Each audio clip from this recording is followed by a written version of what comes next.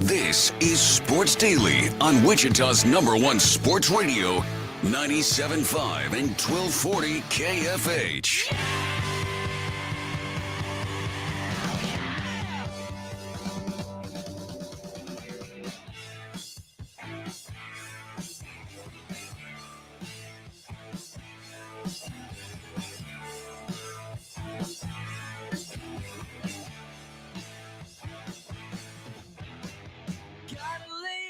All right, welcome in, everybody. It's Sports Daily, the day after the NBA draft, a draft that was very filled with local content for us. I'm Jacob Albracht alongside Tommy Castor. This is Sports Daily. Jad Chambers producing for us. The IHOP hotline is open.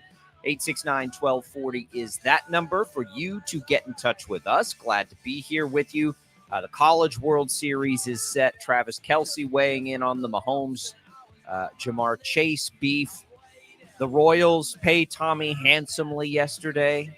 Thanks, Chelsea Messenger, for that one. Look, we got a good show on a Friday as we get you ready for the weekend. Glad to be here. Good morning, everybody. The best morning for Grady Dick, probably, and also a really good morning for Keontae Johnson, for Craig Porter, for Jalen Wilson. The list goes on. Marquise Noel. We had all kinds of NBA content yesterday, Tommy. How are you after the draft? Up late with it, or did you just sort of say, all right, I'm going to catch up later? Yeah, it was kind of a catch up later. I tend to watch maybe the first, not the entire first round, maybe the first half of the first round. Basically, when Grady Dick was selected, At that point, I was kind of like, okay, I'll catch up on the rest of it on social media. For whatever reason, and I think that there's a variety of reasons why, I don't find the NBA draft to be like a, long time viewing experience like I do the NFL draft. I'll watch the NFL draft for days and days and days.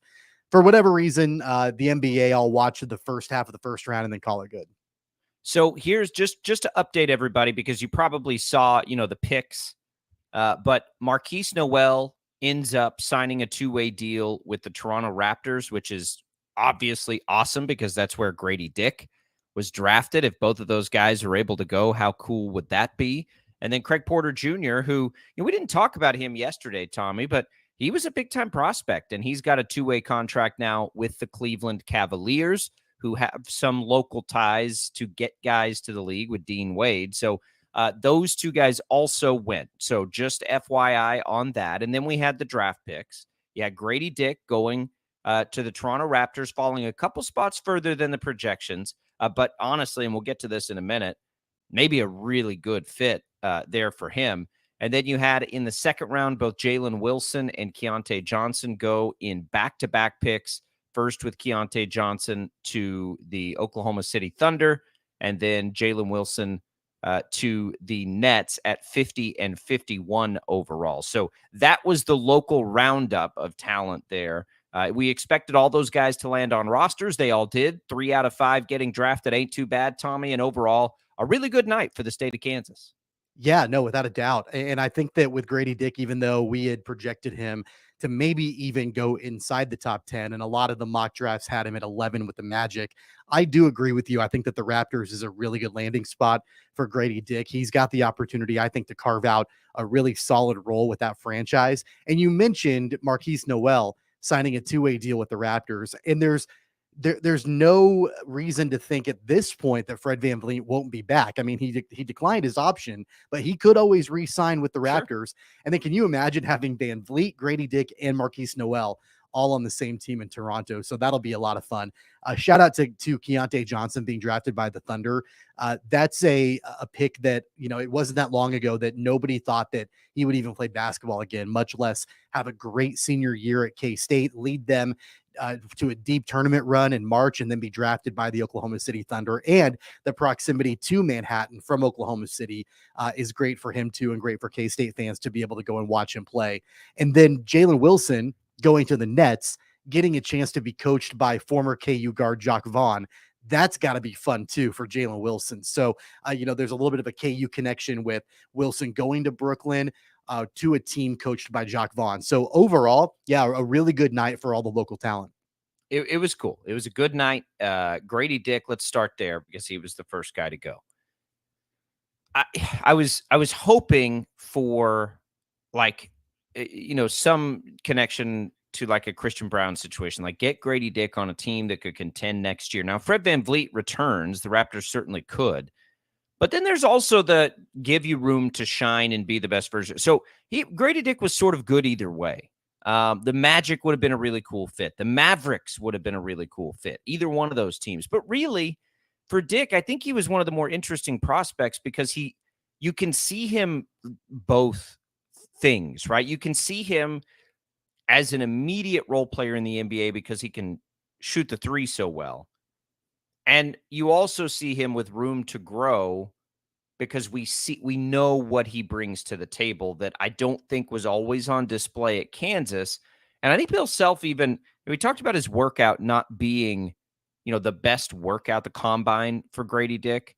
And maybe, things happen for a reason, but Grady Dick doesn't play at Sunrise where the best players in the world at his age play become.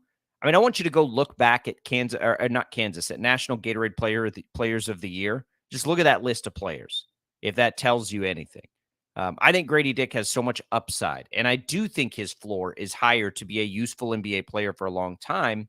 He's going to have to defend better, and that's something he'll have to work on. And, quite frankly, as he grows into his, lankier frame now, that will make that easier. But that's going to take some time anyway. But we know the kid, we know his work ethic, and he'll be fine. And I think he's going to be a good NBA player. I think the hype is absolutely real. 13, you stay inside the lottery. So it makes the decision to leave KU worth it, because I think had he come back, he certainly could have moved up the board. But you get inside the lottery, so you're in business, good shape. His parents have to get to Toronto now to see him play home games. But I've been to Toronto. It is a fantastic city. So congratulations to the whole Dick family. But, it's been since – and Antoine Carr wasn't born technically in Wichita. We were trying to figure this out last night. So Antoine Carr was born somewhere else, but lived most of his life in Wichita. But if you don't count that, it's hard to find a Wichitan drafted. You got to go way back. And so this is rarefied air for a Wichita native, right, to get drafted in the first round of the NBA. Yeah, Corleone Young was probably the last one that was from Wichita, I would think, that was drafted. The Pistons picked him with the 40th overall pick in the 98 draft, and he went to East High. So he was probably the last one, if memory serves, from Wichita to be drafted. So it's been a long time, right? That's over 20 years, 25 years since the last Wichitan was drafted in the NBA draft. So, big props to Grady Dick. I wonder, when you look Maurice Evans was not drafted, just as we look at the list here, as other names that got brought up, and Corleone Young was drafted into the second round. Right. So if you go to the first, it's, and I think, by the way, that Wichita should claim Antoine Carr as one of its own, but, it's really interesting, and it's rarefied air, man. Like this is a big deal.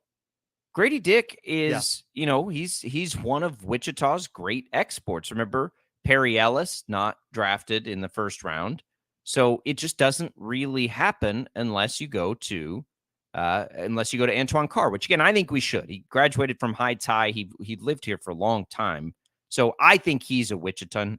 So I would say Carr and then Grady Dick. But if you get technical with it, born here, it's Grady Dick. And I wonder, where does that put Grady Dick on the Mount Rushmore of athletes from Wichita, right? Like I'm thinking Um, not just in basketball, but like Barry Sanders obviously is on yeah, Mount Rushmore. not Lynette not there Woodard is yet. probably on Mount Rushmore. You know, Jim Ryan, Gail Sayers, like there Yeah, are some big not time there names from yet. back in the day. But I wonder what it's going to take for Grady Dick. I mean, think about it this way: like he might not be on Mount Rushmore yet, but he's certainly the highest drafted player in the NBA ever from Wichita. So, you know, that's got to give him something.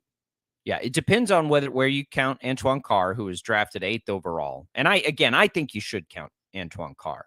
So if you're going to say, for Dick and that, and obviously we're just having fun here, you got to have a better NBA career than Antoine Carr, and he had a pretty dang good NBA career.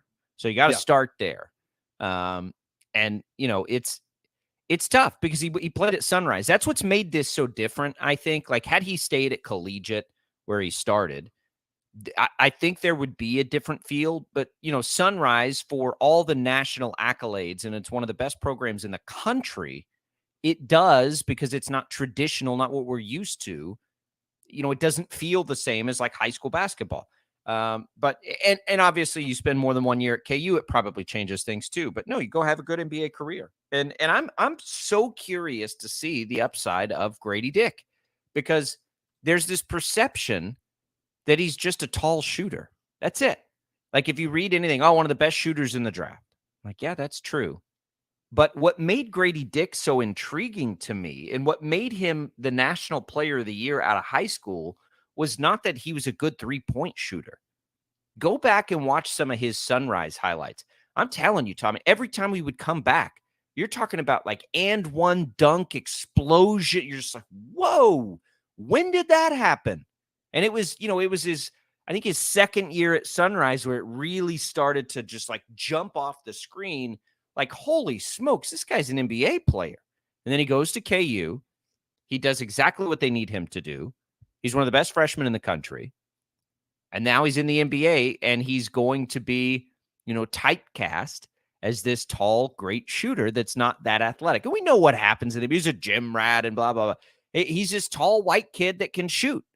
That's what everybody thinks Grady Dick is right now. And he's obviously so much more than that. So I am so curious to see what he can become in the NBA. And you know what? Toronto's probably a great fit. Even if Fred comes back, like, Fred's a passer.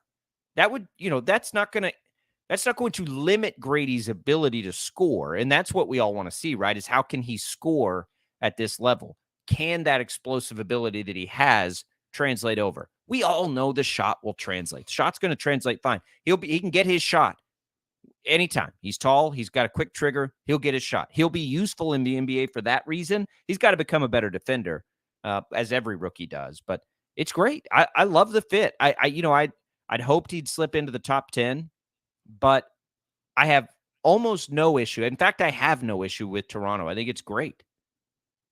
Yeah, I wonder, and we won't know this until we get a little bit further into the off season and workouts and preseason and all of that, how the Raptors intend to use Grady Dick. And you would think, if you're going to take a lottery pick to take Grady Dick, you want to have him be more involved than just being a tall, lanky shooter, right? Like you just mentioned, like there's got it. And so there were teams probably on the board that coveted Grady Dick from just a shooting perspective.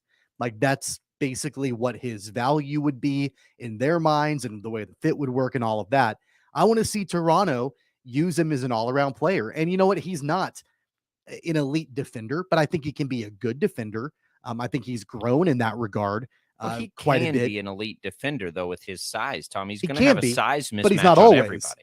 He's not always that way. And so I think that No.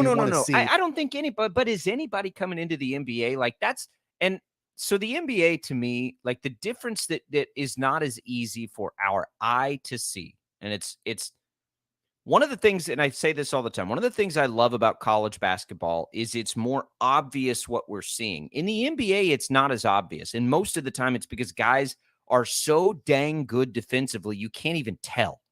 So I think that everybody has to take that leap that was drafted last night. There's not a player on the board that doesn't have to become a much better defender. There are some upperclassmen in college that probably have a leg up, and probably, Tommy, it's just because they've had a chance to grow a little bit. Grady Dick's 19. Like, just a young kid going to the NBA. There's almost no chance he was going to come into the NBA ready to defend at that level. So you have to bake into that growth in that area. He's been so well coached by some guys who put quite an emphasis on defense, by the way. I think that he can. And Toronto's always emphasized defense. Now, they have a new coach, but they've always been defensive minded. And if Fred's there, they will be. So I think that, I think you have to assume improvement in that area. And then it becomes how much improvement, right? And that's when you lean on the work ethic and all that kind of stuff. So, for me, it's does the athleticism translate? I think the defense will come with time. It's does that athleticism we've seen translate to the next level? Because KU just didn't need him to do that, right? Jalen Wilson was the volume guy. They didn't need Grady Dick to do that. They needed Grady Dick to do what he did.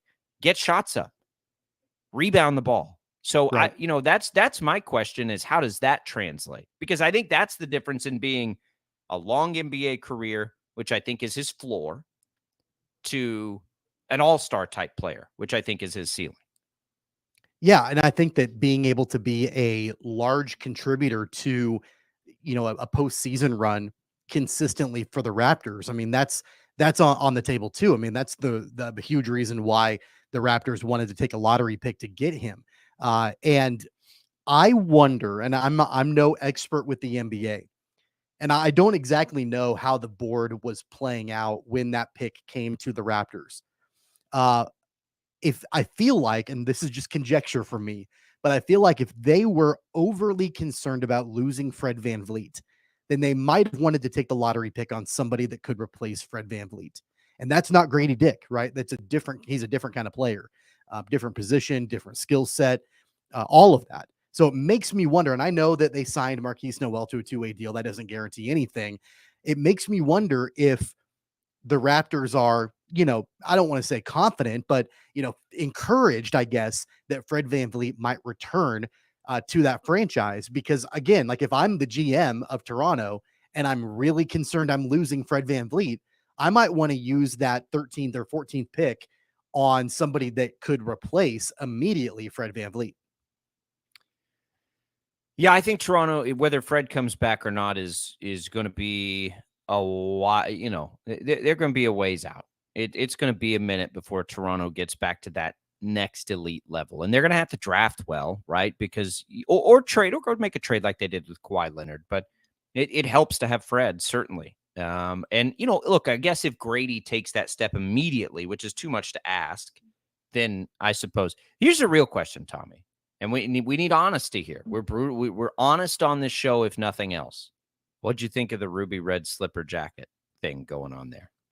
I was a little jealous because I've got that exact same suit in my closet, and I haven't worn it yet. I was waiting for a special occasion. Grady wore it, and now it's ruined. Now I can't wear it at all. Yeah, you can't because you'd just be copying. Yep. It was not good. I will say this, though. I thought it was great. If it was just the jacket, let's get technical here. I liked the jacket. I didn't like the jacket and the shirt looking like that. Like if it was just a black shirt or whatever, I think I would have liked it a whole lot more. I do love that it showed some of the personality he has that I don't think people realize. He's a wacky guy. I don't realize it either, Tommy, because I'm not on whether it's TikTok or Insta, like whatever it is that he's really active on. I'm not on that, so I miss all that stuff, right? So like the younger guys in the office will be like, oh, Grady's on whatever. Like he's got a ton of personality, so I'm glad he was able to show that off. That was really cool because he became the talk, before everything, which is, goal accomplished as he subtly shows off his new brand and all this stuff. Like smart, very smart.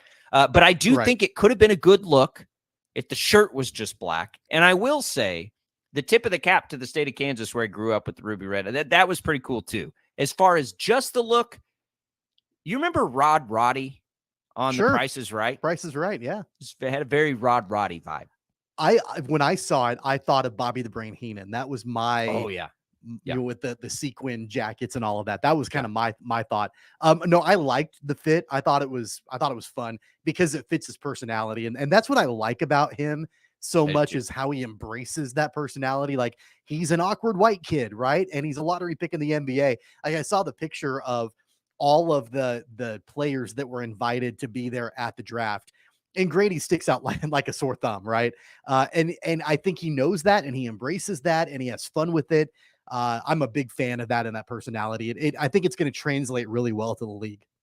Well, it'll translate really well to his brand or to his, popularity or whatever. It's a good start for people that don't know him.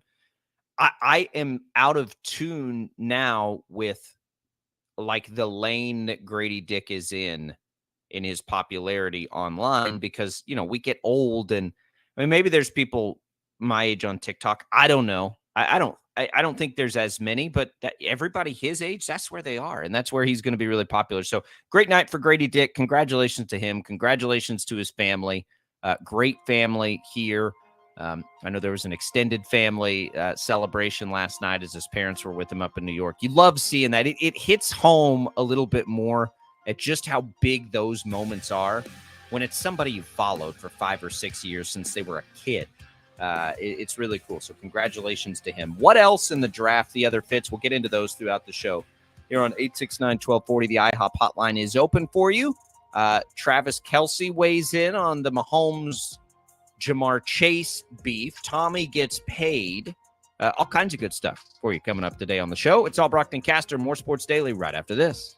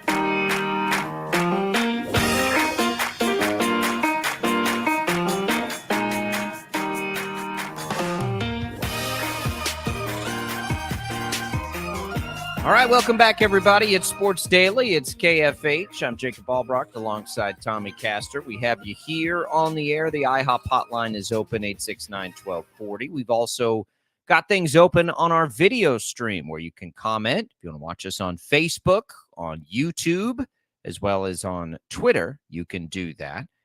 Talking NBA draft here out of the gates in the opening segment. When we look at the other players drafted, Tommy, that we care about, it's Keontae Johnson that steps out to me, that stands out to me as a really, really nice spot. The two-way players for, Noel and Craig Porter Jr., that's always such an interesting place to be.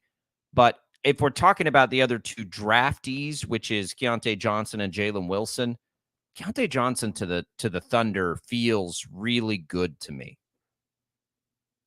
Yeah, I mean, I agree with that for sure. I want to see what kind of role he'll have with the Thunder. I mean, they're clearly a very young rebuilding team with a ton of young talent, right? Like that's kind of been the Thunder's MO over the last couple of years.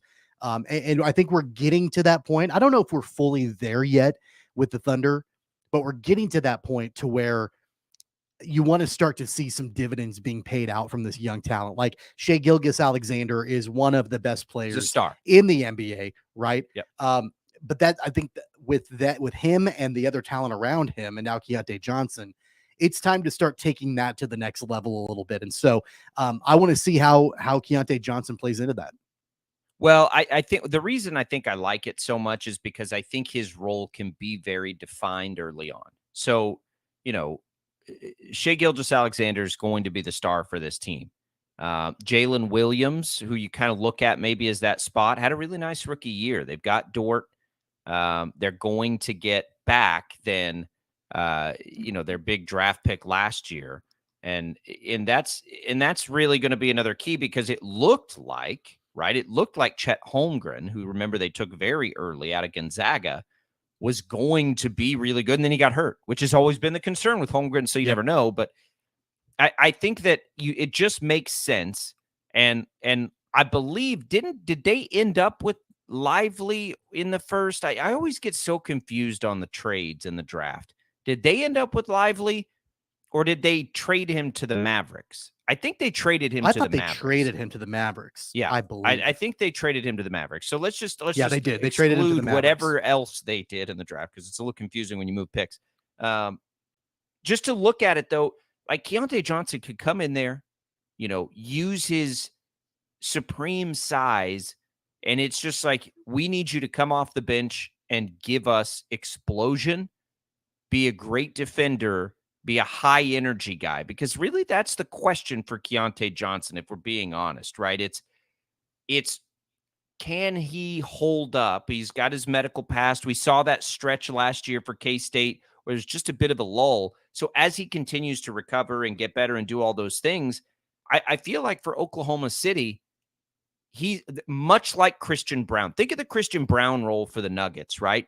Like I could see Keontae Johnson right out of the gates being able to do something like that for this team that is, I mean, it feels like they got a rocket strapped to him, Tommy, as far as Oklahoma City. And if Chet Holmgren comes back healthy, they could be really good really quick. And I could easily see Keontae Johnson being a very defined and nice role player for them. And then we'll see, what comes of it. He's a pretty good shooter. He's obviously at the college level. He was physically dominant. I don't know that translates as much, but his size and his strength and all that stuff is going to help him do something in the NBA. And I think Oklahoma City is a good place to do it. Yeah, I think so too. I mean, and to your point about the players around Gilgeous-Alexander, Chet Holmgren should be back this coming season after missing the entire year with that injury. So you're adding him.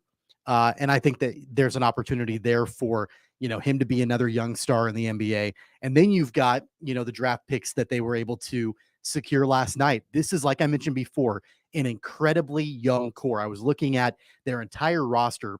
They've got one player who's 29, one player who's 28. That's it. And then everybody else is 25 or under on that roster. It's an incredibly young team. They have 0 players in their 30s on the roster. So that's been the strategy for the Thunder, is really leaning big time on those young guys out of the draft, trying to draft well and build a franchise that way. I think that they took a step forward last season. It's going to be time for them to take another step forward and see if they are ahead of schedule on this rebuild next year when you add in Holmgren and then, Keontae Johnson and their other draft picks. So I don't know. I'm not ready yet to say that I think that they can be a contender necessarily, but I think that they've got the opportunity to continue to improve and regrow that franchise. Oh, I think they can be a contender. I mean, they're going to play in the West, which will be tough, but I definitely think they could be a contender. Let's talk about Jalen Wilson here. I mean, Jalen Wilson to me is the of all the local players, including the guys that are now on two-way contracts. Jalen Wilson, who was the best college basketball player out of that group, is the hardest for me to try and guess a translation to the NBA. He feels like he's undersized, but he's not if he's playing the three, right? 6'8", 230. Like, he's got size at that position. I suppose it becomes, is he able to play that position well? This is Perry Ellis all over again. Different time. I just mean like in perception, right? Jalen Wilson's not quite as much playing as a big as Perry Ellis did, right? But he's still, because he did some of that at KU, but again, if you're just going on talent, he's one of the best players in the country. And to get that kind of a player at 51 with some size seems like a nice bargain for the Nets. Yeah, I think back to a year ago when Wilson had declared for the draft, went through the workouts, the interviews with the teams, and then decided that he was going to return to Kansas for another season. I think that he got himself into a point from this last season with Kansas where he became the guy, right? Like, that was the big thing when he was going through the draft process a year ago. There was Ochai Agbaji in the draft and Christian Brown in the draft, and there were other KU players that were sort of front and center on that team, and Wilson had a really large role, but he wasn't the guy, right? This last season for Kansas, he got to be the guy. And I think that clearly improved his draft stock. And, I don't know exactly what those conversations a year ago were.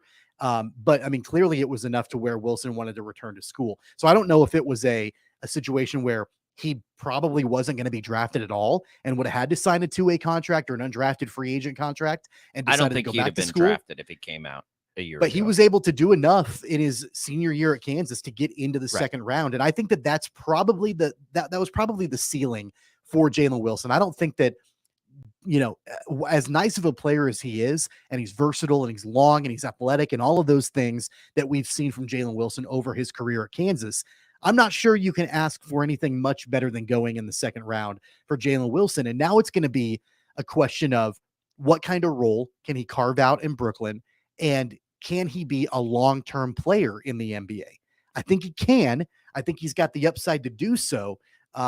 I'm just curious to know how a team like Brooklyn will want to use him.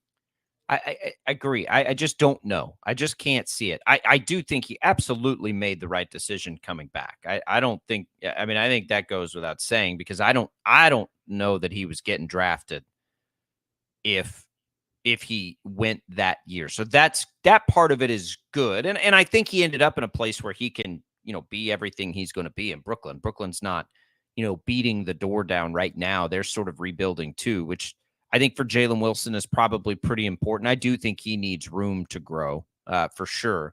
And we know who he is. I think he's going to get in there and give it a go, and we'll see. I have the hardest time with him because I think everything's all over the map. But those two guys go. I love the fit for Noel in Toronto, whether Fred's there or not. What a great place. I mean, go learn with Fred if he is there. If he's not, got a lot of similarities between those two guys. Elite level passers that, Noel was probably is a better shooter coming into the league. Fred, a better defender coming into the league, although Noel's good. And then, when you talk about Craig Porter Jr., and we didn't talk about him yesterday, Tommy, Craig Porter Jr. has a lot of the things NBA teams covet, right? He's got size at the point guard position. And I think he's really interesting. I think he's a really interesting player that I have no problem envisioning. When you think about his path, and he was an unbelievable junior college player. Like, I think when you look forward in the future with his work ethic and everything else, you could absolutely see a place where Craig Porter Jr. is one of those guys that, if he can get there, is around for a long time. Now, he's got the longest road probably of everybody to get there, but he told, TJ Cleveland, one of our reporters, has talked to him fairly frequently, and his agent and everybody else.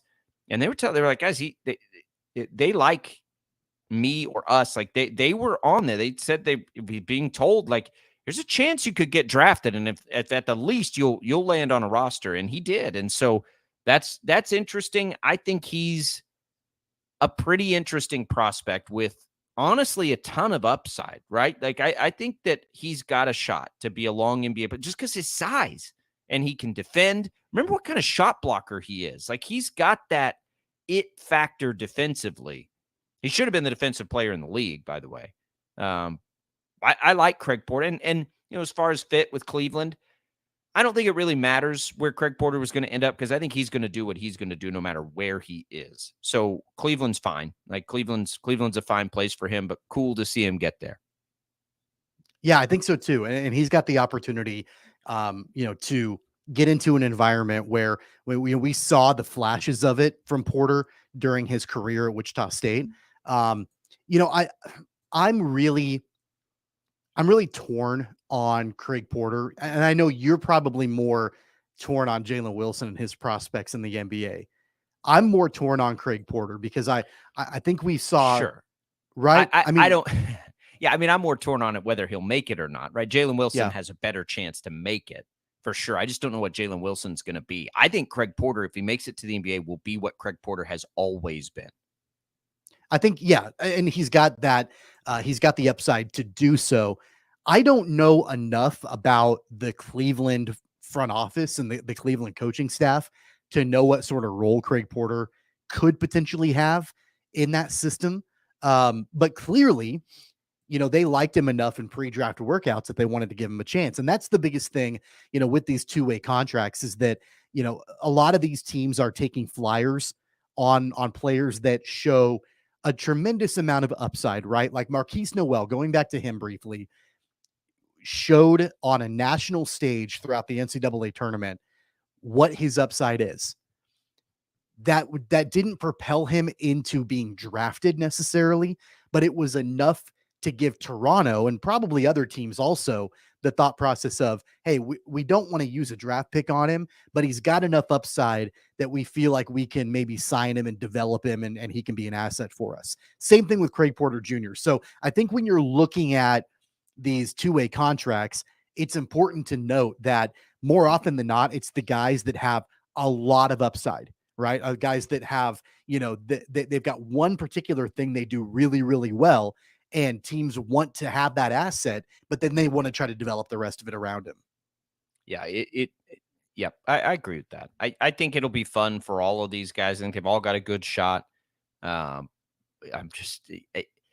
a night, man. That was a great night. It was a great night for us locally, the state of Kansas, all those things. Congratulations to all 5 of those guys, and good luck in their careers. Let's take another break. You can revisit it, 869-1240, the IHOP hotline. You can weigh in on Grady Dick's wardrobe choice, as the whole country is mission accomplished if you're Grady Dick today. So we can do some of that. We'll come back. We will get thoughts from Tommy next on a big payday he had yesterday. The Royals deliver in a game that seemed so insanely unlikely. Yeah, the right thing to do is probably just to bet it. We'll come back with that. The IHOP hotline is open, 869-1240. It's Albracht and Castor at Sports Daily, rolling ahead on a Friday.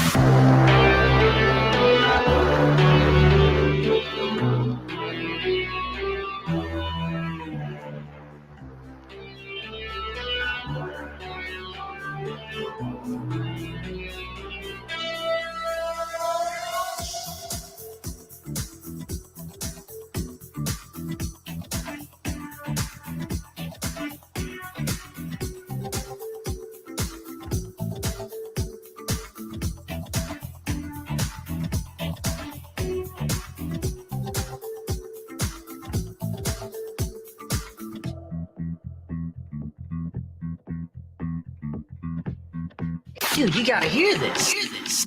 Go ahead. I think I want to hear this. Sports Daily is on KFH.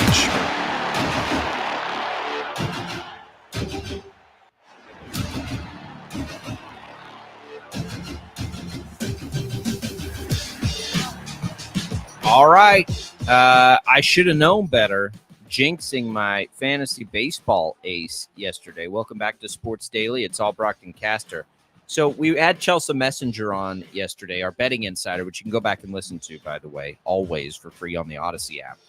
So I have her on, and she's like, guys, the Royals are as big an underdog as you ever see in baseball. Maybe an opportunity there because anything can happen. Well, Tommy texts me. He's like, all right, I took the Royals. I'm like, man, McClanahan's going to shred them. I can't do it. And what happens? McClanahan gets hurt. The Royals come and win this game. A ninth inning run allows them to do it, and they win. Tommy gets paid. What'd you get, Tommy? Plus 275 on that? Plus 375 on it. Plus so it was ridiculous. plus 300, and then there was a boost, and I was able to jump on the boost, and it made it plus 375. That's the only reason that I placed the bet. I'd had no faith in the Royals at all. Like, none. When I sent you that message that said he was going to shred them, you should have celebrated with great joy because that's such an obvious jinx. I've never, and again, it's fantasy baseball, so let me throw on my nerd glasses here for a second. But I'm just like, you got to be kidding me! I was just laughing when I was driving in the cars, listening to the game here on KFH on my way home from work. And I just started laughing. I was like, he's going to get hurt. This is ridiculous. Yeah. And, every single thing was stacked against the Royals. You're going up against Shane McClanahan. You're in Tampa Bay. The Royals are abysmal. The Rays are great. You've got a pitcher that was, the opener for the Royals that I've never heard of before. Like, I looked at their starting lineup before the game, and half the lineup, I'm like, I don't even know who these guys are. And I feel like I follow the Royals fairly regularly. I mean, the deck was completely stacked against them, right? And that's why the odds were the way that they were. And I'm like, you know what? I'm just going to throw some money on the Royals because you never, ever, ever see plus money like that. The value not like that. Not in just an outright winner, right? As an outright winner, not even a run line. Winner. It was just the outright winner. And with the boost plus 375, all they had to do was win. They got the winning run across on an infield single in the bottom of the 8th inning. And then Barlow came in and closed the door. And that might have been the biggest I've celebrated a win in a while because it's just so ridiculous. But it happened. I got paid, and I'm thrilled about it. Yeah, heck yeah. Did you see, speaking of walk-off wins, did you see LSU walk off Wake Forest last night? Yeah, I did. That was incredible. Yeah.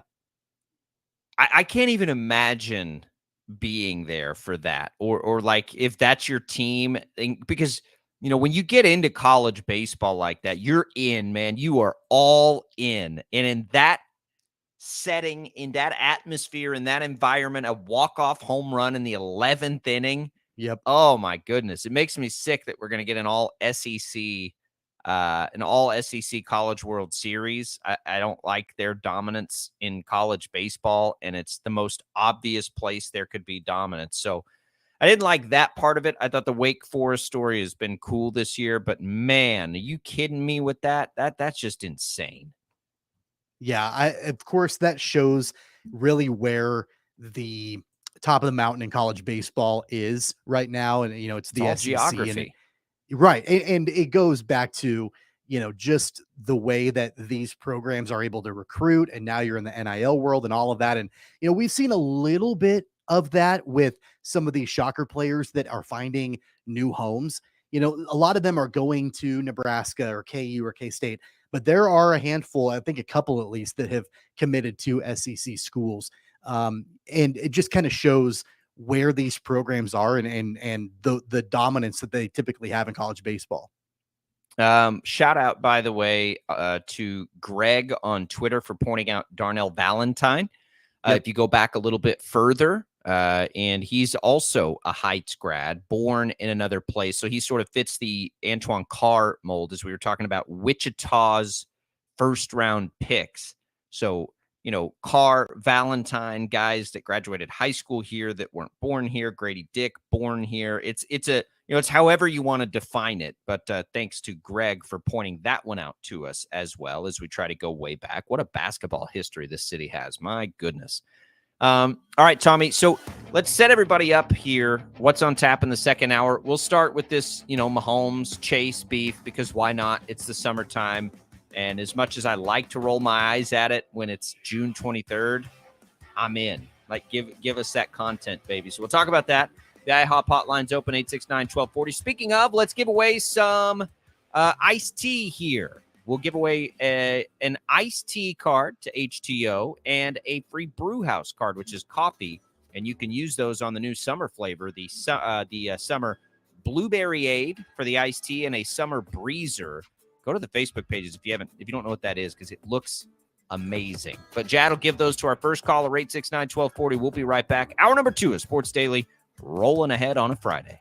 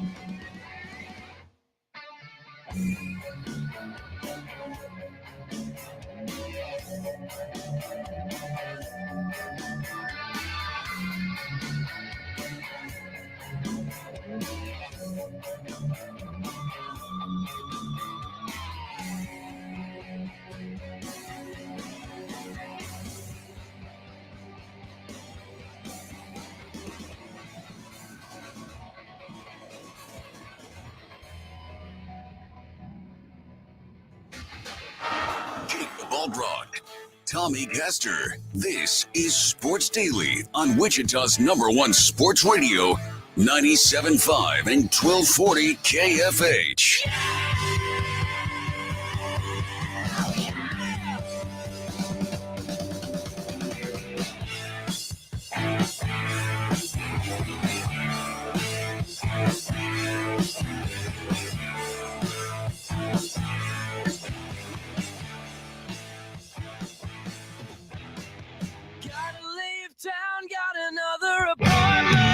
All right, welcome back, everybody. Sports Daily on a Friday. It's Albracht, it's Castor. Hey, Odyssey and KEYN bring you Concerts in the Park, which are sponsored by IHOP. Free live music Friday. That's tonight from 8 to 10 at Andover Central Park at the Capitol Federal Amphitheater.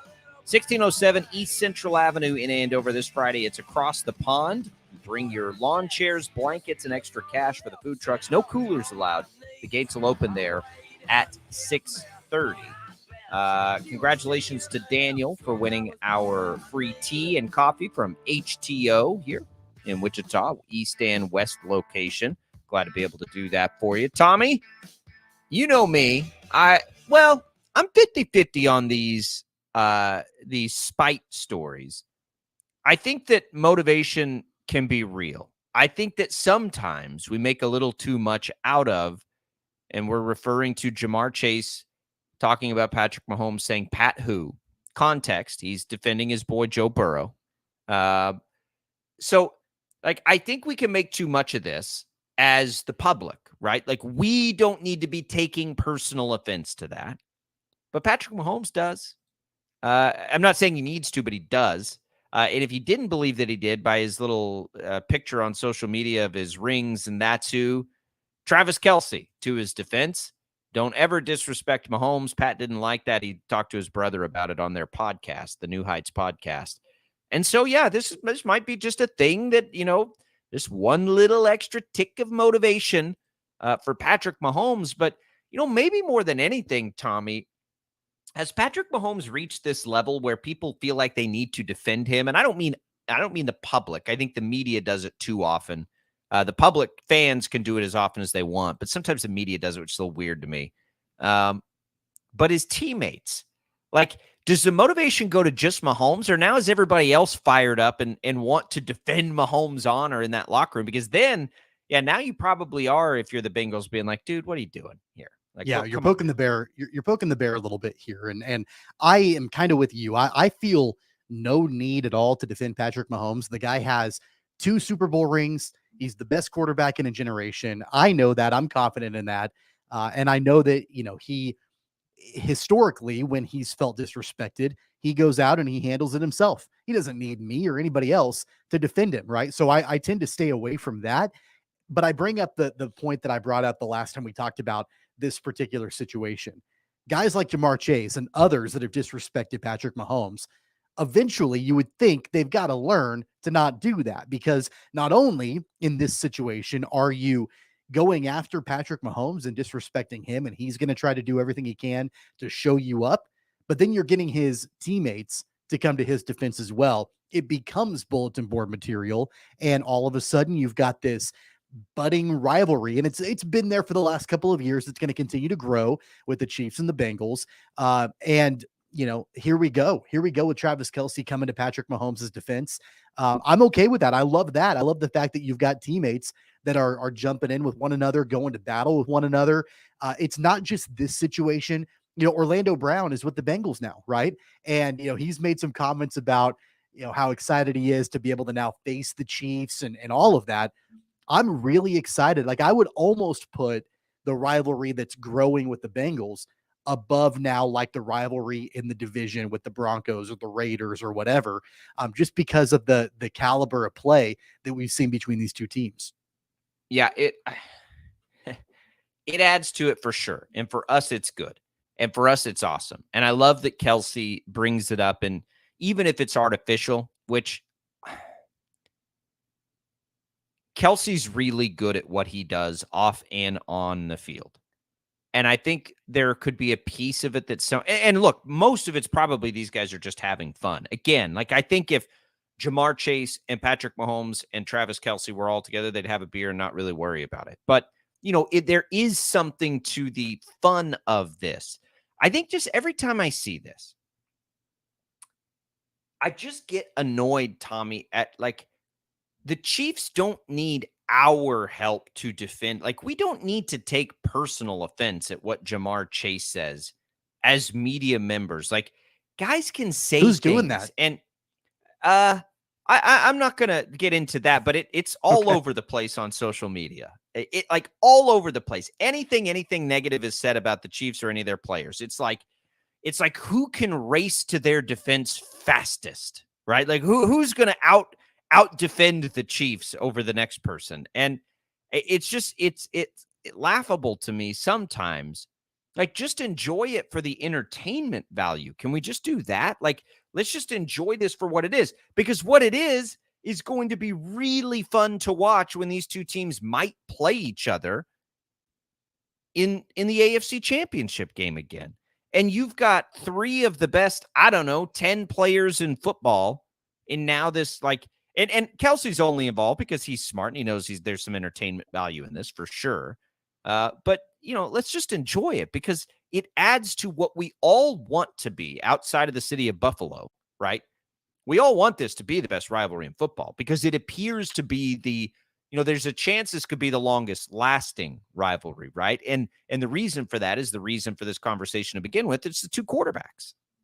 I'm not sitting here and clutching my pearls, over what Jamar Chase said. All he said was Pat who, and like, I'm not offended by that. And I'm like, how dare he, call out Patrick Mahomes or discount him or whatever. I'm not clutching my pearls. I'm not offended by that. I laugh at it. And I'm like, that was kind of a stupid thing to say. Well, yeah, because, I'm not talking about you, by the way. I know. I'm just saying, like, I think that there is an appropriate reaction where, like, I don't feel like I've got to be Patrick Mahomes' like top defender, right?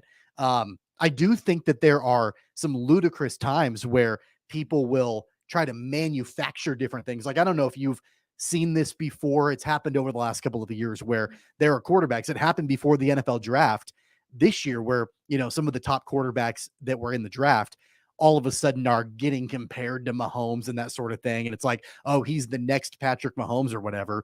Like, okay, well, we haven't even seen this guy in the NFL yet, and you're already comping him, to Patrick Mahomes. And I think that that's a little bit irresponsible and lazy to do that sort of thing. But I'm not like offended by that. I'm not offended by, you think it's irresponsible to compare Burrow to Mahomes? No. I'm talking about quarterbacks that were in the draft class this year, like saying, oh, this guy is the next coming of Patrick Mahomes. Okay, well, let's wait and see how they develop in the league yet, because Yeah, I Patrick mean, Mahomes is a but that unicorn. happens all the time. I mean, I'm guys not, get but I'm saying comped. I'm not offended by it. I'm just saying, like, it's funny to me. It's funny to me that, like, people are constantly searching for comparisons for a guy who clearly has no comparisons. And so that's where it kind of becomes like, all right, here, we're just talking to talk now. I think that Mahomes on his own can handle it, and he has time in and time out. Will go out on the field and he'll handle it. And his teammates will come to his defense. I'm okay with that. I like the fact that you've got this rivalry growing between KC and Cincinnati. Let's have it continue. I loved the Cincinnati mayor last year, and his Totally. cringeworthy stuff. Like, I love Yeah. that sort of thing. Let's keep that going and let's have it go long term. Yeah, I do too. I love it too. I think that anything and what I want to see now from an entertainment perspective, and I don't think it will happen, is I want it to go back the other way, right? To where the Bengals get a little bit of bulletin board material, right? Like what could motivate Joe Burrow? But that's here? where the Chiefs are I know. very, I know. very savvy, right? Yeah, they're not Like, going to do it. I get it. You very rarely see them But I taking want it. shots. But I I want get it. But I don't think it's going to happen either. But I really, really, really want it to. And it's interesting too, because Mahomes / Kelsey and Jamar Chase will never play each other directly, right? Because they're all offensive players. So you don't have that little like on the field piece to it, which would amplify it too. Guys talk trash all the time, and it's a big part of it. And it does. It makes it fun. To me, it makes it fun. I like, I think the NBA is the greatest example of this. Like, the bad guys, quote unquote, make it better, make it more fun. It's sort of that way in baseball. In football, we don't always root for the bad guys in football, because usually what makes you a bad guy is you've done something dirty on the field, and it's such a violent game anyway. It's just sort of like, ugh. So I don't even know what defines a bad guy outside of like bad behavior. But trash talking, I got no problem with, because A, you love it and you fire it up, or B, you hate it so much that you want that person to have it shoved back in their face. And both of those outcomes are possible, and it makes it that much better for everybody. I love that Jamar Chase has his guy Joe Burrow's back. Now, Pat, who is probably a little bit strong. I don't think you have to go down that road, but I love the fact that he's got Burrow's back like that. Like, I'm not confident in anybody ahead of Joe Burrow, because that's the way you've got to be. See, I think it's more real on the Bengals side of it than the Chiefs side of it. I believe that Jamar Chase feels that way about Joe Burrow, like, wholeheartedly. He's played with that dude for a long time, got his back. They're probably as tight, I would assume, and I don't know because I don't cover that team, but they're probably as tight as Mahomes and Kelsey are. So I love that aspect of it from the Bengals. Smartest decision? I don't know. I mean, I don't want to motivate Mahomes any more than I need to, but it probably is a non-factor in reality. Maybe it's a slight factor, and the slights are a big deal because it is so close. It's not outrageous to compare Joe Burrow and take him over Mahomes. I mean, I'm not saying he's better than Mahomes. He's not. Mahomes is great. Mahomes has a chance to be the best that's ever played the position. He may be the best that's ever played the position thus far, right, at this shorter window that we've ever seen. Joe Burrow's also got a chance to be that, right? Like, if Patrick Mahomes wasn't here, we would be having those sorts of conversations, I think, about Joe Burrow too. So would we? Yeah, he's really flipping good. He is really good. He's He better is than really Josh good. Allen. He's he's the really second to good. me. He's the second best quarterback in the league right now, and he's in what, year 3? Yeah. And he's had some major injuries to overcome within that, but he's doing things to me that if he just can continue and stay healthy, he's going to be in that conversation. I think that highly of Joe Burrow. He is awesome. So I don't have as much of a problem with it, because I do think he's really, really, really, really, really good. And I think he's 2 in the NFL right now, and I don't think it's particularly close. I think he's separated himself from Josh Allen and whoever else you want to put in that mix. I love what Jalen Hurts did last year, but he's not there for me yet. So I think it's probably those three guys. Maybe some people put Justin Herbert there. I think Burrow we've got Mahomes at 1. He's reestablished that for whoever doubted him.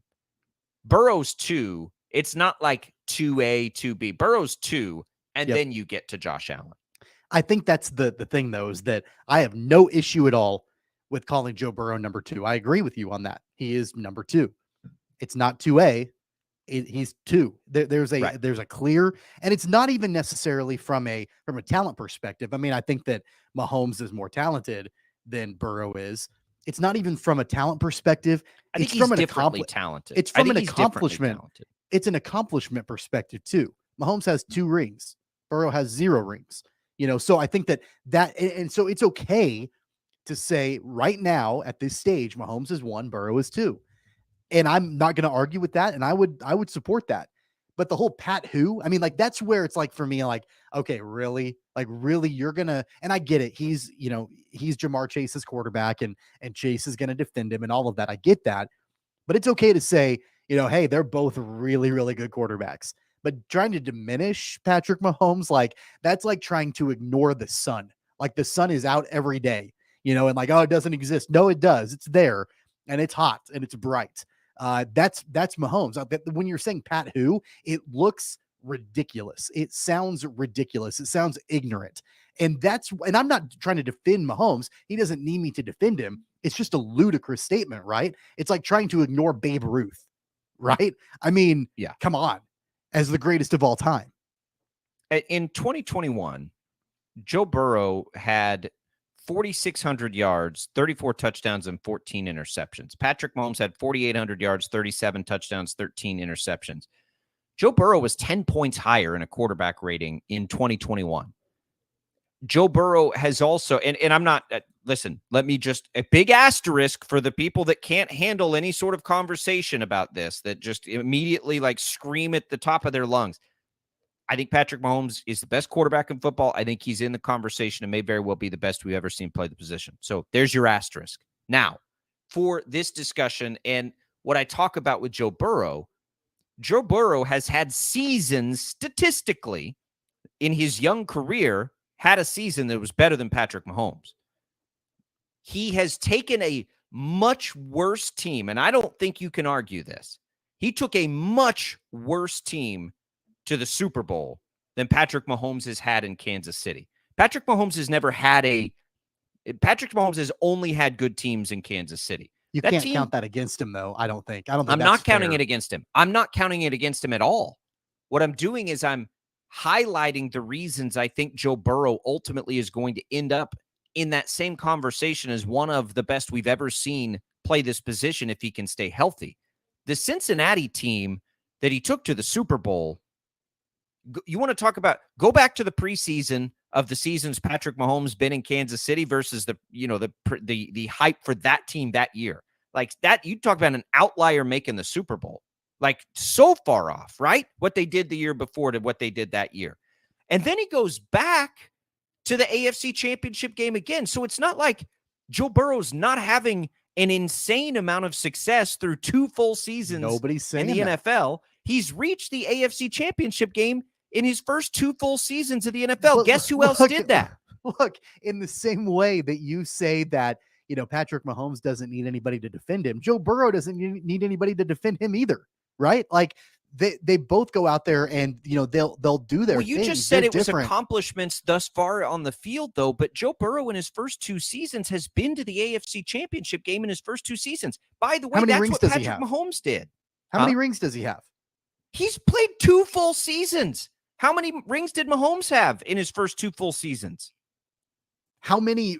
I'm just asking if you want to talk about the greatest quarterback in the NFL. The that, by the way, one's more than 0. I know. No, I know. I'm answering my own question there, but I'm just saying 2 AFC Championship. We've got to stop comparing Burrow to Mahomes. Nobody is saying that Joe Burrow is not a great quarterback. I mean, he is in the conversation. I mean, I would say he's clearly number 2. That's okay. Isn't it okay to say Mahomes is 1? My Burrow point is it really that outrageous for Jamar Chase to definitively say Burrow's my guy and I'll take him over Mahomes? Because that's what he's doing. but saying Pat who is diminishing the Well, accomplishments that's just trash of talking. Patrick Mahomes. That's just trash talking. Okay, let me ask it this. Even if it's not Jamar Chase, even if it's anybody else, is it really that outrageous for somebody to say, you know what, I'd take Burrow? This reminds me of when I was in college, I did a show, and it was so much fun. It was the first time I did sports talk radio. So this would have been 20 years ago, maybe even more, right? 20 years ago.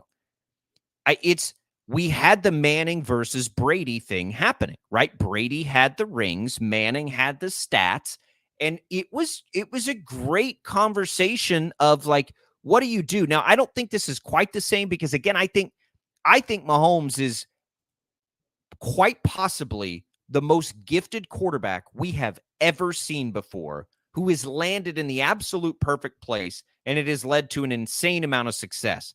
I just think Burrow's closer to that than some people realize. Burrow is through 2 seasons. You're not going to, outside of Patrick Mahomes, like you're not going to find anybody better than that. Let's go to the hotline, 869-1240. We're talking Chiefs. That means Earl is going to have a thought. Earl, what's up, buddy? Good morning. Just a reminder, during the 2018 season, Mahomes threw for 5,097 yards and 50 touchdown passes.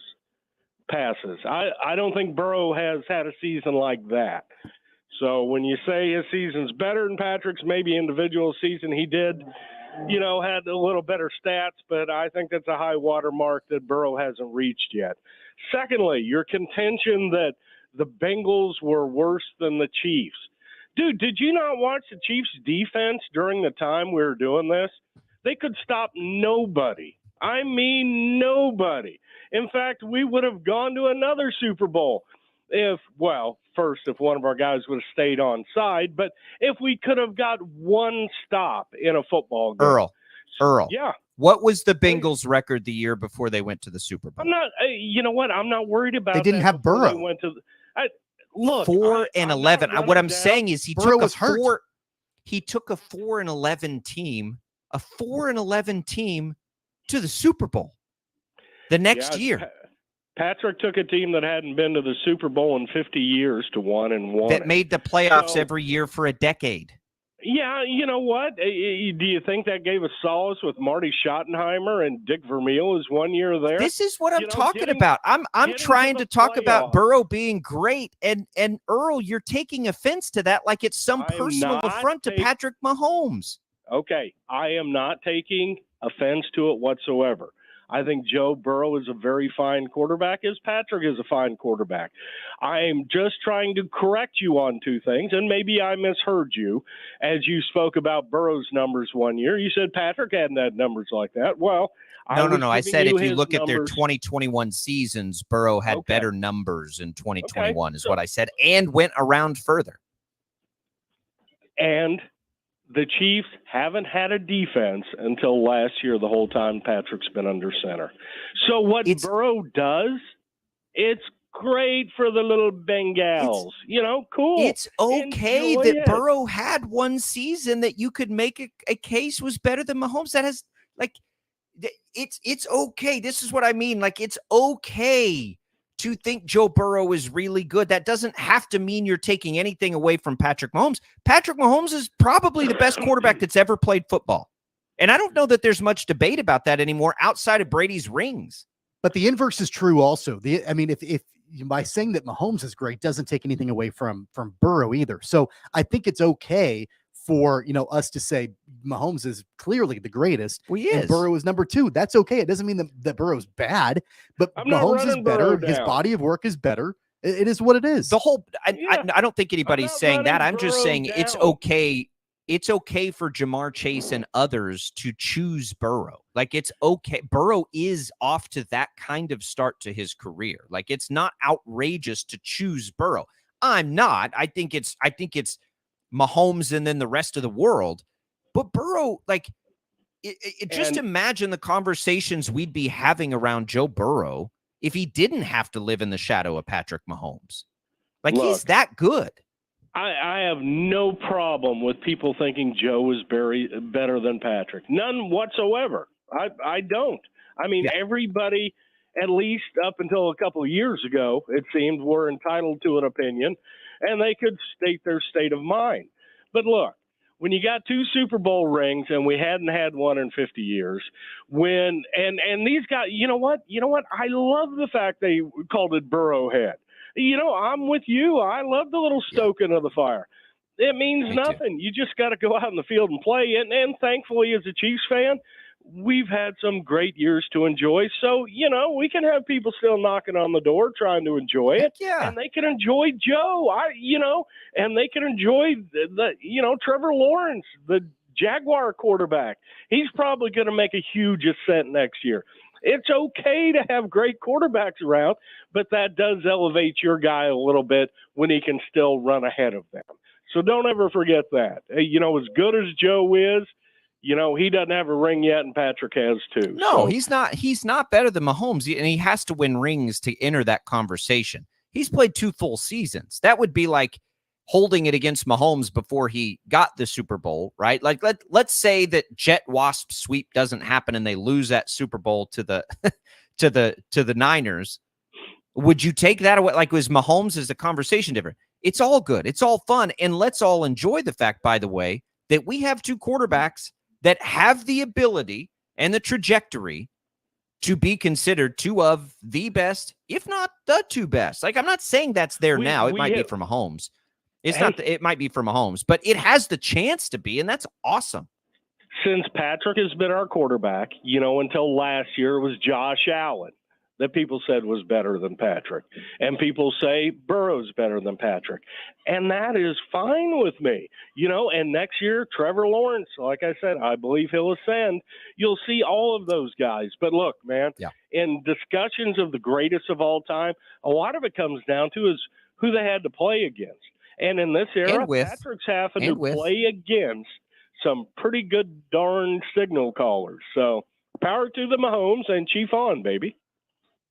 Thank you, Earl. IHOP hotline's open, 869-1240. We'll take a long segment here. Let's get Chris in real quick on the hotline. Chris has some thoughts on this. What's on your mind, Chris? Well, I'm a Cincinnati-born guy and Bengals fan.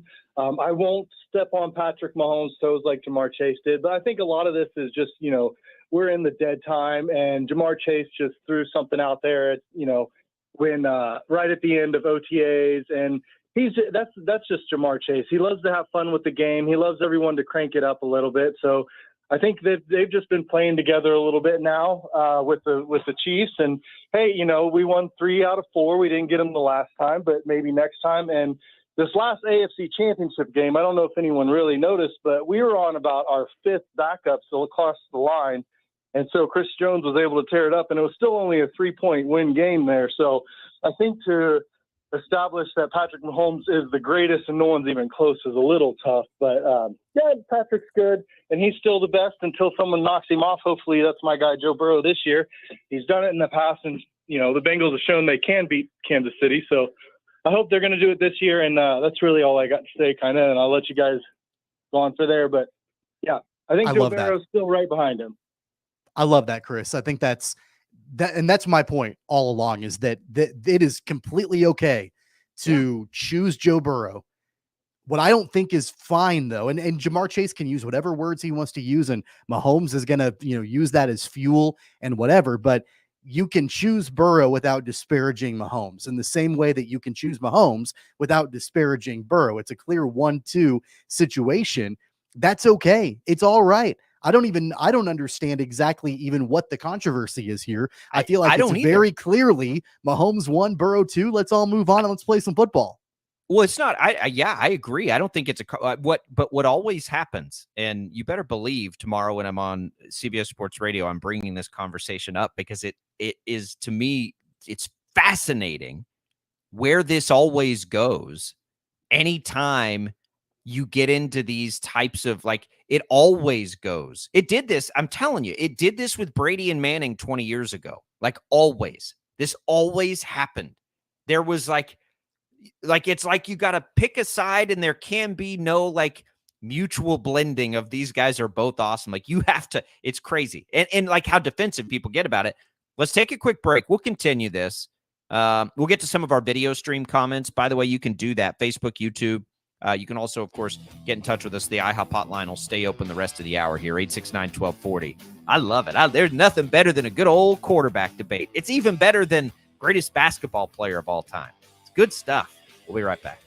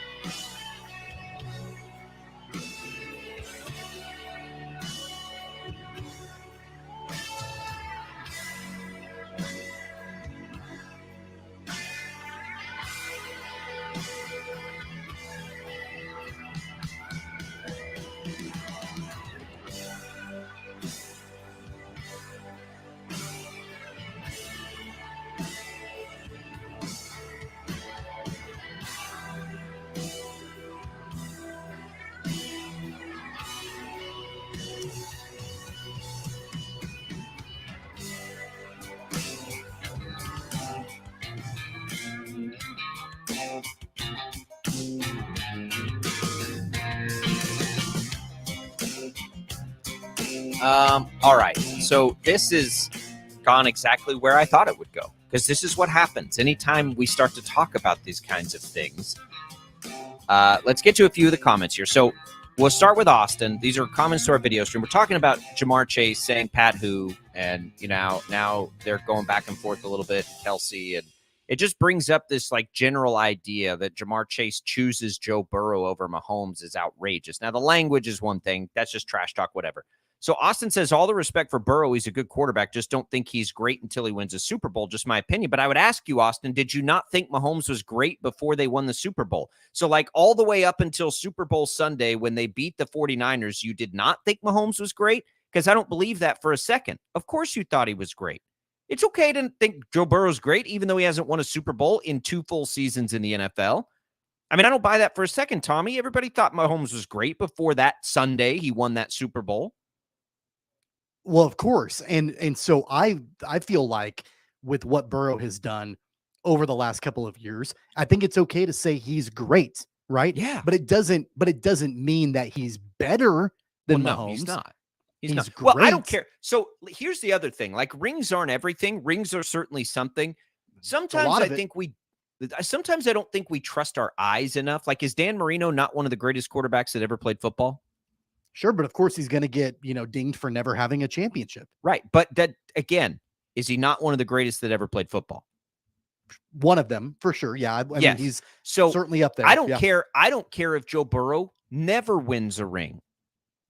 For whatever reason, we can still watch him play football and say, God, this guy might be one of the greatest that's ever played. Like rings are a great statistic and a great, equalizer and a great component to like help decide these things. Certainly, it's why we call Tom Brady the GOAT. Nobody's saying, like, if Tom Brady didn't have the rings, nobody would say, if it was just his ability, nobody would ever say Tom Brady's the best quarterback that ever played football. He's the GOAT because he has the rings. He's not the most physically gifted quarterback that's ever played football. Patrick Mahomes, by the way, has a chance to do both of those things. I don't think he'll catch Brady's rings. I think it's an unachievable feat now. But he is going to be in the conversation. Already is, might already be, physically speaking, for the things that he does, the best we've ever seen. I think just from the ability to play the position of quarterback, Joe Burrow could get into that conversation. Andrew, it just says, what a bizarre conversation. Saying that Burrow is the second best active quarterback does not contradict the belief that Mahomes is the best. What are we arguing about? I don't think anybody's really arguing here either, by the way, which is why this gets a little bit confusing. It's just understanding that Burrow is that good and on this crazy trajectory, but you don't have to immediately then say, yeah, but he doesn't have rings yet and Mahomes doesn't. Yeah, he didn't put up 5,000 yards like Mahomes did. And yeah, he didn't do this. And how dare you say he had a better season than Mahomes in 2021, which by all metrics he did. He went further in the playoffs and had better numbers. That's okay. Nobody's saying he's better than Mahomes. We're saying he had a better season than Mahomes. It's okay to say that because he did. So that's where this comes from, Andrew, a little bit. But it's also, again, the language from Jamar Chase. And I know he likes to have fun with things. Yeah. And I know he likes to trash talk things. But his own words not only propped up his boy Joe Burrow, but diminished Patrick Mahomes. That's where this comes from. That's, I think the bottom line is that both things can be true. It can be true that both quarterbacks are great. It can be true that both quarterbacks currently have an opportunity to be some of the greatest of all time. Both things can be true, and you can build one up without tearing down the other. That's okay. And I think that it can be a common belief that as of right now, overall, the total body of work, Mahomes is 1, Burrow is 2, end of story, we're done. Totally. Let's move on. I don't care. I don't even care about the body of work. Just my eyes, Tommy. Like my eyes tell me that Mahomes is 1. We've never seen anybody that can do the things that Mahomes can do, right? Body of work's going to be better for Mahomes because he's been in the league longer. It's just like when we watch somebody play football, Patrick Mahomes, when we watch him, does things that nobody has ever done or been able to do. That's what makes Mahomes the best to me. He is in the perfect situation to win Super Bowls. If Patrick Mahomes would have been drafted by the Washington Commanders, he probably wouldn't have a Super Bowl ring right now. Does that make him less of a good quarterback? No, of course it doesn't. Captain K and Squirrel Boy, nice name, brings up this. Burrow was drafted by a 2-12 team and a first-year head coach and wound up having a major injury. Mahomes was drafted by a 12-4 team with an almost Hall of Fame coach and a one-year great pro mentor. Hard to compare the two situations. That's what my point with Earl was. Like, Mahomes was dropped into there could not have been a better situation for Mahomes to land than where he landed, with Andy Reid, with Alex Smith, with Travis Kelce, and at the time, Tyreek Hill. Couldn't have been better. Okay. Burrow didn't get that. Now, I will say, though, that very quickly, Cincinnati has done a lot of things to make Burrow's life better. But let's not forget, the year the Bengals went to the Super Bowl, there was no more sacked quarterback in football than Joe Burrow. He got crushed that year and still did what he did. I just don't think, and maybe this has just happened as we've gone through this conversation, I just don't think Burrow may be getting enough credit as to what he's done thus far in his career. Burrow's getting a significant amount of credit. Oh, no, I think there's still people that think Josh Allen's better than Joe Burrow. Okay, cool. I mean, they're all the three best quarterbacks in the NFL, right? And so if you want to argue the difference between 2 and 3, like, that's fine, I guess. I don't think that there is not a single person who follows football that would look at Joe Burrow and say, nah, he's not very good. Right? Like, that's that's not what I mean. I just mean, I think like, because he's getting a significant amount of credit. I mean, sometimes he turned that team, or he led that team to a Super Bowl. He turned the team around. He's got, great numbers, great statistics. He's done a really, really nice job. Nobody at all is diminishing his accomplishments. But at the same time, I'm not going to be willing to say because Mahomes came into a situation that was better than Burrow, then that's going to ding Mahomes. Like, that's not fair. No, I'm not saying it dings Mahomes. Right? That just provides perspective. And I'm more curious about this than anything. Like, I'm not arguing. Like, this is not a place of contention for me. I don't care. But I do wonder now, as we talk aloud, like, I wonder how much Mahomes' shadow plays a fact, because the unfair thing that will always happen to Burrow is he's always going to get compared. Like, it's always going to be, yeah, but it's not Mahomes, right? So that's interesting too to think about. Like, imagine if there wasn't that and what Burrow's accomplished. Like, that's what I mean about his potential, and his ceiling is so dadgum high. I don't think Josh Allen's is anywhere near that. Like, I don't think Jalen Hurts or Josh Allen or anybody else that's playing football right now outside of Patrick Mahomes is anywhere near the ceiling that we have with Joe Burrow. And I just don't know how much that conversation was happening with Patrick Mahomes, right? Very, very early on. I don't know if it's happening for Burrow, and I think it's probably because of Mahomes' shadow, which, I mean, Mahomes' shadow is as big as it possibly can be. Nobody is saying that Burrow is not a quality quarterback. Like, nobody is saying, well, quality and what I'm talking about are probably a little far apart. I'm talking about where Burrow could end up. I think it's wrong to say, well, because of Patrick Mahomes, that makes Joe Burrow not a good quarterback. Like, that's not. I think that the shadow of Mahomes. I'm talking about, like, the shadow of Mahomes. Like, where could he end up? Not sure. I mean, he can absolutely ascend to an incredibly high level, regardless of what Patrick Mahomes does or doesn't do.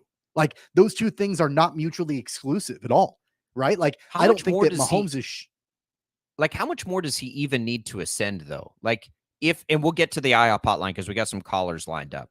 Like, if he just stays healthy and continues to do what he's done in his 2 healthy seasons, is there much more ascension needed? Obviously, outside of winning a Super Bowl, but he's been to the AFC Championship 2 years in a row, and the Super Bowl one of those 2 years. Like, I wonder how much more ascension there even is needed, as much as it is now. It just is a longevity piece to this, because I think it's closer to that than him needing to take it to the next level. I think he's at the next level. Let's jump to the IHOP hotline. We'll get to Bill first. 869-1240. It's open. Bill, what's on your mind? Hey, good morning. Hey, I would agree with what the him squirrel nuts or whatever he said.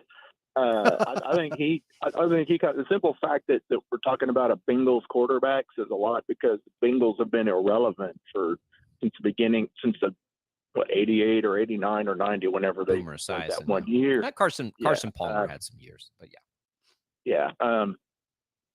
So say, just for argument's sake, if Burrow goes back to back, is is Mahomes still, if Burrow goes back-to-back these next 2 years and wins a Super Bowl, you still consider Mahomes? Because obviously if Burrow goes back-to-back, then he's had 2 pretty good years. Then do you start going 1A and 1B? Just maybe, but sakes, and so what we're doing.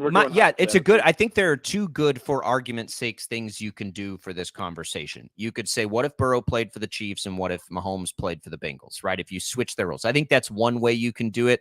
But here's my point on that, Bill, and this is for Mahomes. I don't care if Burrow wins the next 3 Super Bowls. I'm still not going to think he's a better player of that position than Patrick Mahomes.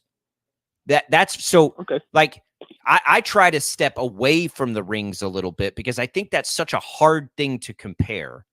And I just say, I just watch these 2 guys play football. Mahomes can do things that nobody else has ever been able to do and does them consistently. And it's not just like the trick throws or all that, which is fun.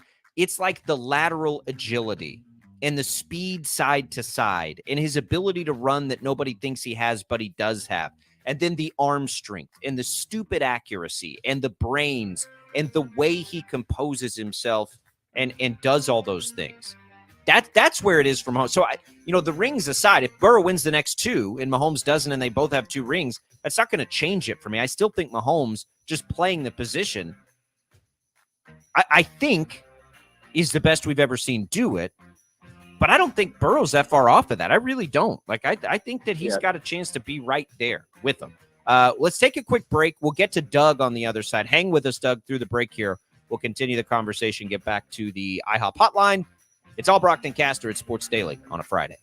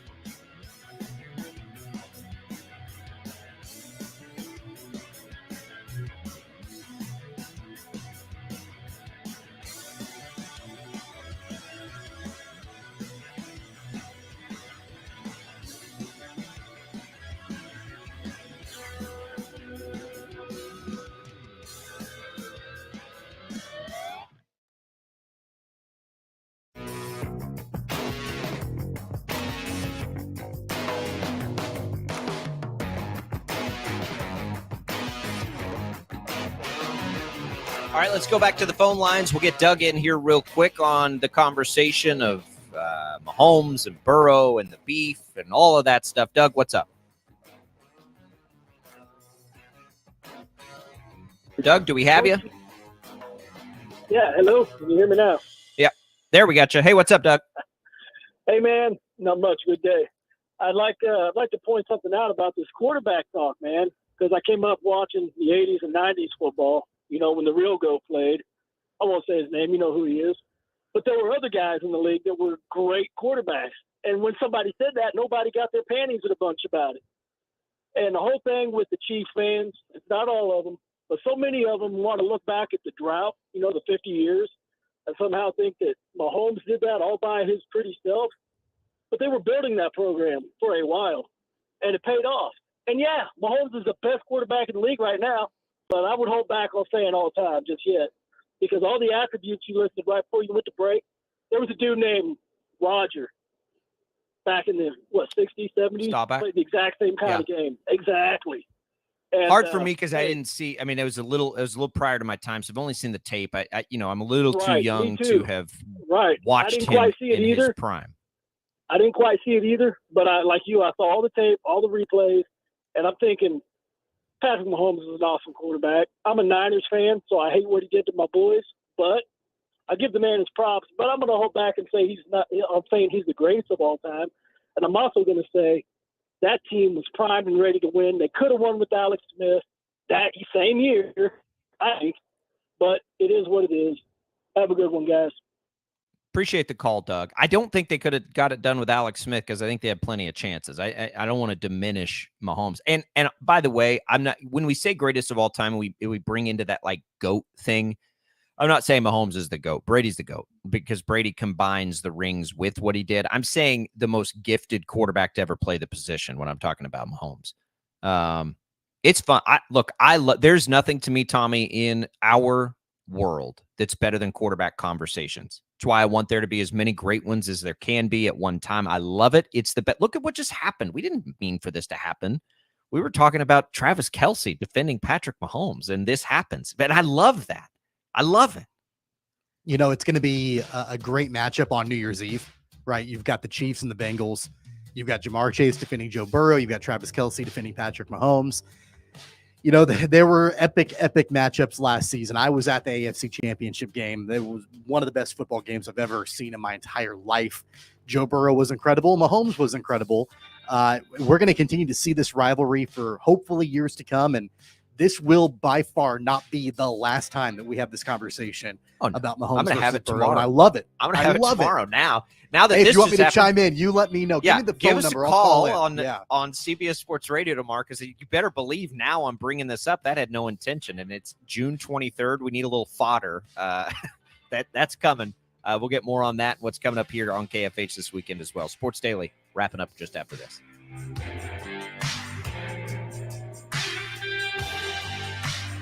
Get 11% off everything at Menards.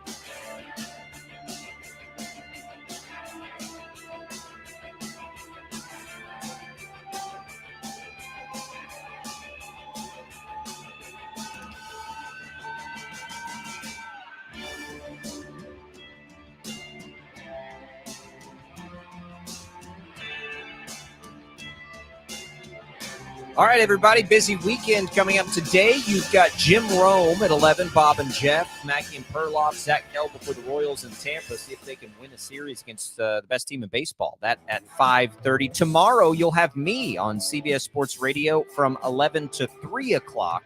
And then my final hour will be Royals Tampa here locally. But 11 to 3, join me there. And then Sunday, the Royals in Tampa finish up the series at 12:30.